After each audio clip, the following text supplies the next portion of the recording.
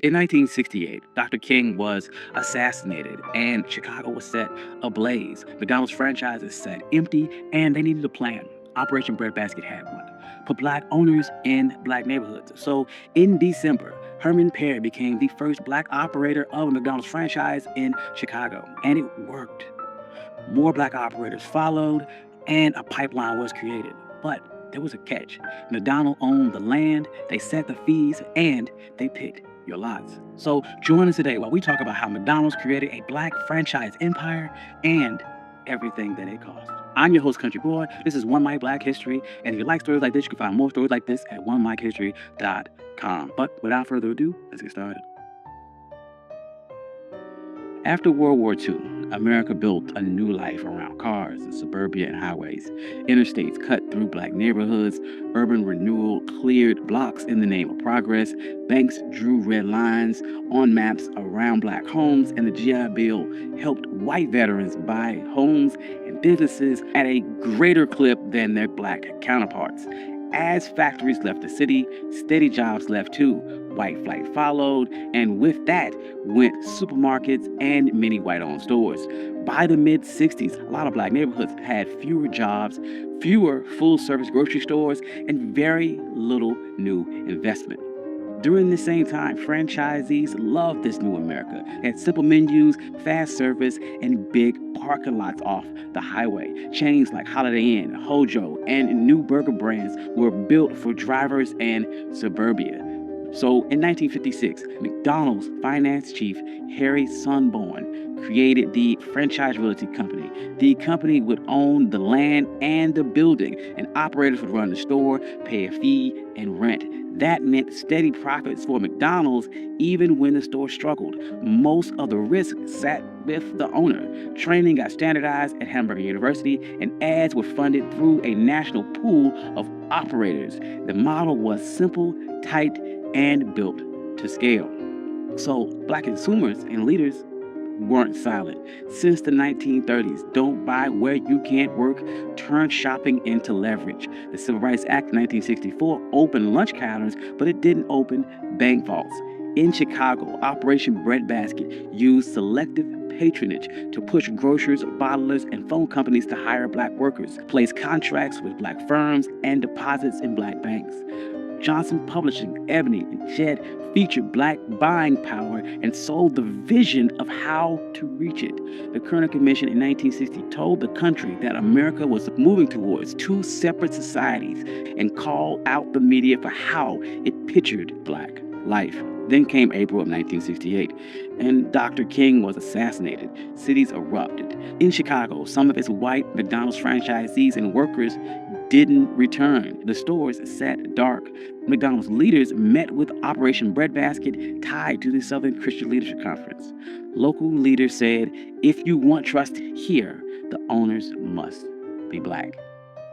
That same year, Harry Petty took over the Woodlawn store in Chicago's South Side and reopened it December 21st, 1968 as the first black McDonald's franchise. He was trained at Hamburger University, and the company helped him finance, allowing for zero partnerships when needed, and appointing small business administration loans. McDonald even donated the first day's profit from Petty's store to the Southern Christian Leadership Conference, tying the brand to Dr. King's dream. Petty did well. A pipeline formed. McDonald's set high priority plan and launched a 50 by 2 program to launch 50 stores ran by people of color within 2 years. They opened a satellite version of Hamburger University classroom on the South Side, so new owners didn't have to travel all the way to Oak Brook, Illinois. Black owners began to meet, and they formalized in 1972 the National Black McDonald's Operators Association. One member called the group both the NAACP and the Southern Christian Leadership Conference for Black operators. It became the inside voice for the push for fair sites, trainings, and contracts. And on the ground, the stores mattered. Black store owners hired locally, sponsored schools and church events, and even supported scholarships. They called it goodwill, and McDonald's executives said that it was cheaper than advertising.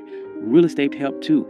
After the late 1960s uprising, many black neighborhoods became cheap. Between 1968 and 1972, the land values in those areas fell roughly 30% on average. So McDonald's could buy low, build fast, collect rent and fees as their sales grew. So the black owners would then begin demanding better ads. They said, "We pay into the national fund, show us." In 1972, McDonald's would hire Tom Burrell's black-owned ad agency. Burrell called his style positive realism. It showed regular black life with pride after church, little league nights, grandparents and grandkids, not stereotypes and not pity. It would have lines like, "So good, have around, and get down with something good" at McDonald's. And those landed better than "You deserve a break today," which didn't fit with the lives of people who rarely had a break. Research showed this rose the brand's image, and dollars shifted to Ebony and Jet and black radio, and black artists and models and researchers like Viewpoint got paid to shape the black image. Then civil rights groups would push further. The NAACP used fair share agreements and contracts for black builders, insurers, and distributors. The Black Operators Association stressed that one restaurant could support a web of black businesses around it. The system sent money past the counter into banks, printers, construction crews, and ad shops. However, in that fine print, McDonald's kept the land. Owners paid a monthly fee of about 4% in sales plus rent. Part of that rent is a slice of the sales, which reached up to about 14.5%. Owners also had to pay at least 4% in sales to the national ad pool. The company set the standards, inspections, and decided renewals. That is why many owners call themselves captive tenants. In plain words, you ran the store, but the company owns the ground and sets the rules. So site placement became a fight.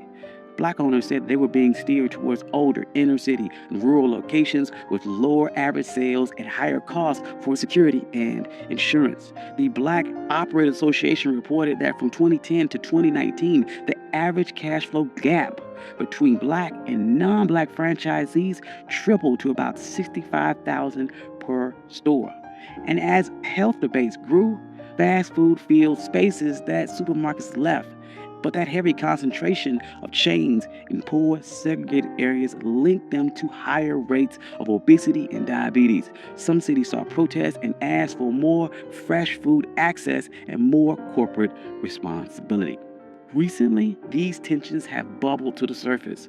Dozens of former black franchisees and some black executives have sued, saying that the system is biased. Herb Washington, a former blackball player, said that he was steered towards weaker markets. McDonald's would purchase his 13 stores for $33.5 million. And it was during this time that black franchisees fell from about 400 in 1998 to just 200 today, even as McDonald's doubled its total franchisees worldwide. So why does any of this matter? McDonald's opened up a real pathway to black ownership and middle-class jobs when other industries stayed closed. In the late 2000s, black McDonald's stores reported more than $2 billion in sales. Company leaders said that McDonald's has created more black millionaires than any other corporation. And the ad shift put black families on national TV like it had always been that way. Yet outcomes are uneven. The same real estate and corporate power that made the model work also put a ceiling on it. It set the door and the deal at the same time. Big brands can push capital, contracts, and images to black communities fast. But if the company owns the land and sets the fees and chooses the sites, your success rides on their map. So let's be clear. McDonald's did the math. And after 1969, land got cheaper. The company owned the dirt and collected the rent and fees no matter who ran that store. Installing black owners protected their assets, rebuilt sales, and won goodwill. Moving ad dollars to black media reached customers other brands were ignoring. And hiring black suppliers kept the system running. Every choice they made followed their balance sheet. And this doesn't erase the good. Black franchisees built real businesses. They hired neighbors and funded scholarships. And Burrell's ads show black life on national TV. Both things can be true. But if we want real ownership, we got to follow the money. Who owns the land under the store? Who owns the corners?